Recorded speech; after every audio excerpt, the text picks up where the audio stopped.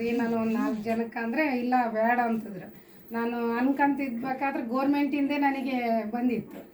ಆವಾಗ ಅಂದ್ಕೊಂಡಿದ್ದೆ ನಾನು ಕ್ಲಾಸ್ ಹೇಳ್ಬೇಕಂತ. ಅದಾಗಿ ಗೌರ್ಮೆಂಟಿಂದು ಅದೊಂದು ಸೇವೆ ಮಾಡಿದೆ ನಾನು. ಆವಾಗ ಸೇವೆ ಮಾಡ್ಕೊಂತ ಧ್ಯಾನನೂ ಕಲಿಸಿನಿ ಅವ್ರಿಗೆ. ಕ್ಲಾಸ್ ಹೇಳ್ಕೊಂತ ಅಲ್ಲೇ ಧ್ಯಾನ ಮಾಡ್ತಿದ್ವಲ್ಲ ನಮ್ಮ ಮಾಳಿಗೆ ಮೇಲೆ, ಅಲ್ಲೇ ಮಿಷನ್ ಇಟ್ಟು ಬಂದವ್ರಿಗೆಲ್ಲ ಧ್ಯಾನ ಕಲಿಸ್ತಿದ್ದೆ.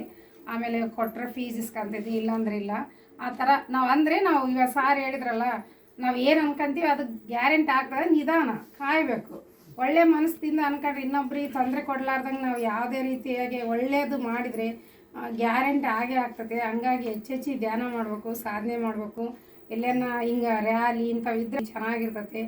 ಕ್ಲಾಸಸ್ ಕೇಳಬೇಕು. ಎಲ್ಲಿಗೇನು ಹೋದಾಗ ಫಂಕ್ಷನ್ ಮಾಡ್ತಾರಲ್ಲ, ಅನುಭವಗಳು, ಸತ್ಸಂಗ ಇಂಥವೆಲ್ಲ ಕೇಳಿದ್ರೆ ಚೆನ್ನಾಗಿರ್ತದೆ. ಹೆಚ್ಚೆಚ್ಚು ಧ್ಯಾನ ಮಾಡಿದ್ರೇ ಅಷ್ಟು ಆರೋಗ್ಯ ಚೆನ್ನಾಗಿರ್ತದೆ. ಮತ್ತು ನಾವು ಏನನ್ನಾಗಲಿ ಇನ್ನೊಬ್ಬರ ಬಗ್ಗೆ ಆಡ್ಕೋಬಾರ್ದು, ಒಳ್ಳೆಯದೇ ಹೇಳ್ಬೇಕು.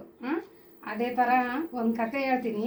ಬೆರಳು ನಾನೇದು ಹಿಂಗೆ ಕಿಂಗ್ ಅಂದರೆ ಈ ಥರ ತೋರಿಸ್ತಿರ್ತದೆ. ಆಮೇಲೆ ಈ ತೋರ್ಬೇಳು ಎಲ್ಲರನ್ನ ಹಿಂಗೆ ತೋರಿಸ್ತದೆ. ಆಮೇಲೆ ಇದು ಇದ್ರೊಳಗೆ 5 ಬೆಳಗ್ಗೆ ಇದೇ ನಾನೇ ದೊಡ್ಡತಂತ ಹೇಳ್ತದೆ. ನಾನೇ ದೊಡ್ಡತಂತ ಇದಕ್ಕೆ ಗೌರವ ಇರ್ತದೆ. ಇದು ಉಂಗುರದ ಬೆರಳು ಏನು ಹೇಳ್ತದೆ, ಎಲ್ಲರೂ ನನಗೆ ಉಂಗುರ ಇಡೋದು ಅಂತ ಹೇಳ್ತದೆ.